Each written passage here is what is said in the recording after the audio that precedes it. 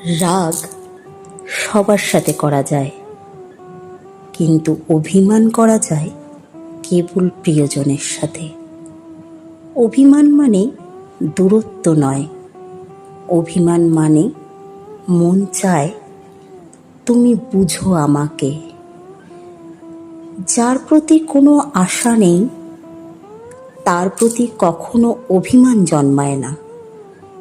অভিমান শুধু সেই মানুষটার উপর জন্ম হয় যার কাছে নিজের অধিকার অনুভব করা যায়।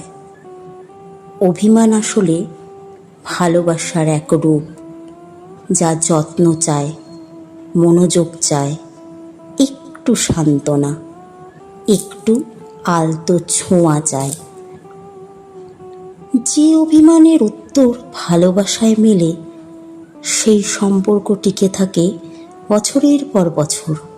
কারণ যেখানে অভিমানকে গুরুত্ব দেওয়া হয় সেখানেই ভালোবাসা বেঁচে থাকে নির্বাক।